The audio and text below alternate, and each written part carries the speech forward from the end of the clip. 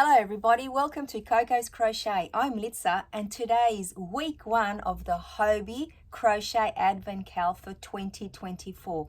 Now the pattern dropped into our email inbox as soon as we scanned the little QR code last night, which was the 1st of December 2024. Now all around the world you would have received it at the same time, but just different time zones.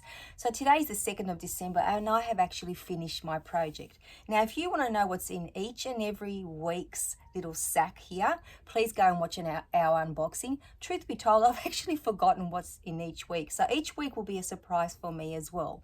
But I will be showing you the yarn for each project and then the project that we made, and of course show you my little creation and my thoughts on it. So let's get started, guys, without any further ado, because I am so excited to bring this to you. Now if you want to giggle, stick till the end, because when you see my project, that's what you might just get. Well, that's what I certainly got when I finished. So week 1, let me show you the yarn, and it is an absolutely amazing soft yarn.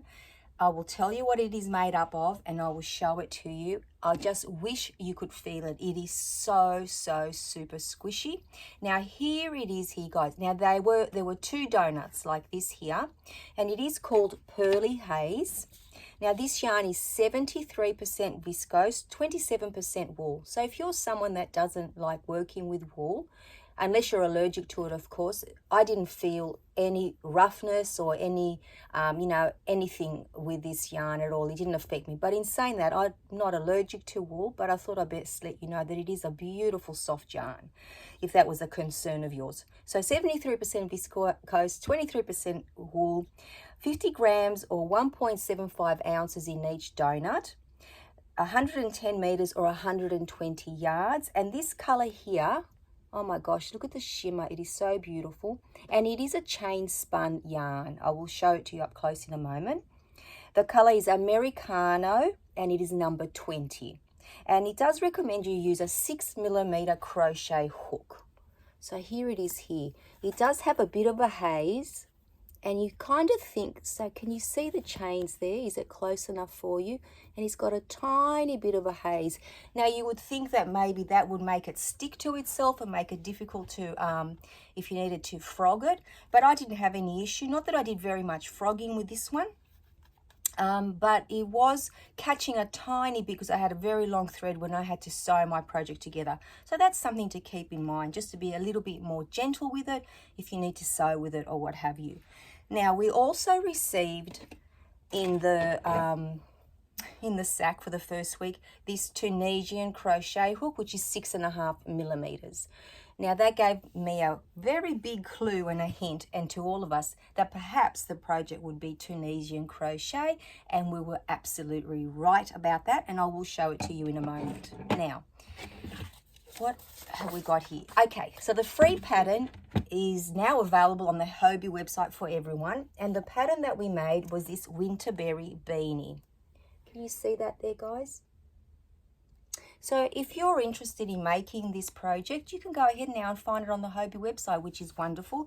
You don't have to buy the yarn if you don't have it, but you could use something similar. But at the moment, it looks like it is on sale, and I will bring it up for you. It tells us here that it is, oh, it doesn't say on sale, but it's $11.20 per donut. Now remember, if you're ordering from outside of Denmark or where Hobbii is located, of course you're going to have to pay for shipping and what have you. If you make a big order, I think $75 or more American dollars, I believe it is, US dollars, because here we have, the Australian dollar. It's just horrible. You get free shipping. But I'm not here to sell you anything. I'm here to talk to you about the Advent Cal week 1.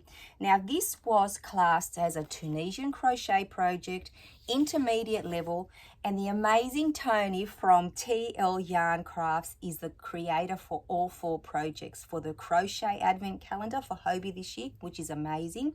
And let me start off by telling you, her tutorial is so spot on. It's a fantastic tutorial, whether you're a beginner or an intermediate Tunisian crocheter.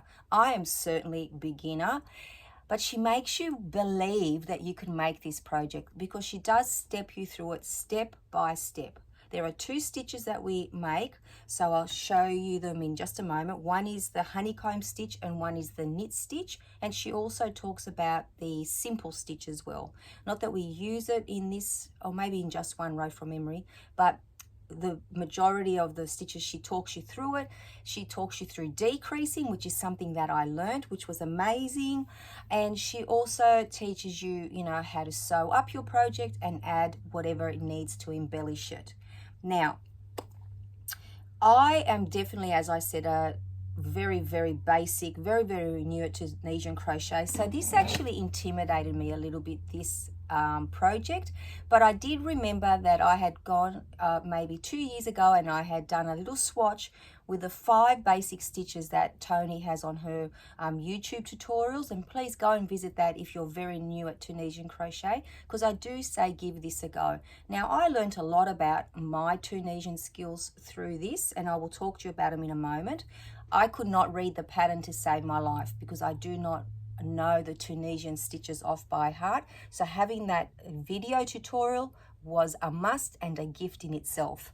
So let me show you my project and then you can decide what your thoughts are on it, but I definitely have made my decision. So as we said, it's called the Winterberry Beanie. Down here is the beautiful, beautiful honeycomb stitch. Now I feel and I think that my tension was very, very good because again, I listened to Tony's tips and I made sure that I applied them. And this is the knit stitch. And as you can see, it definitely looks like knitting. And even on the inside, when I take it off here, I will show you the inside how it looks like. It's so like a knit and a purl. I'm not very familiar with knitting. I think that if you are and you are learning Tunisian crochet, like if you know how to knit, you have an advantage. As a crocheter, I couldn't identify when I was dropping a stitch. I couldn't identify how to go back and pick it up. So I just kept powering on because Tony made me believe that I could do this. And I actually did to a point. I'm very proud of myself because I worked out where to stop so that I could make it like a skull fitting beanie, because they're my favorite, rather than a slouchy beanie, because that's what the Winterberry beanie pattern is. I showed you the little photo here. I'll just revisit it for a moment. As you can see, it is a slouchy beanie. I don't usually make those or wear them. I love that she showed us how to decrease, which is something I think is amazing, you know, because I don't usually crochet a beanie in one panel. I've only ever made one and it was a little bit tricky because I use quite bulky yarn. And then what Tony does, she shows us how to cinch it up at the top and then do the mattress stitch to sew it up. Why I'm laughing at it is because I can see this big crater in the back that I'll show you. So as you can see, I have not added a pom-pom because I did not want to waste any more yarn, because this is going to be that project that I keep in my archives to say this was my first proper Tunisian crochet project. I don't call it a fail. I call it a very, very excellent attempt. So I'm very, very proud of it. From the front, it actually looks okay. There's only a few gaps, but it's okay. At the back, guys, are you ready for a giggle? It's not even laughable, but look at that. Okay, there's no way that I would ever wear this out in public, but this is such a soft beanie. You could definitely wear it around the house. I will pop it on my head at the end just to show you. Let me just put it over here. So what I did learn from this project about my Tunisian crochet skills, guys, is that I can't identify the end stitch, which I really, really need to work on, and I think that's what created that messy back. I did work out that I take direction very well, and if I actually slow down, I would be so much better at it. But for now, this is it. Week 1, done and dusted, guys. And I'm hoping and praying that the next 3 weeks will not be Tunisian crochet. No disrespect for all the Tunisian crocheters out there, but I'm just not one of you yet. But I will try my best to maybe, you know, do a little bit more practice. And maybe create a few more washcloths, because I think I've made 1 or 2 in the past, and that's how I practice my stitches. But once again, I just want to show you the decreasing.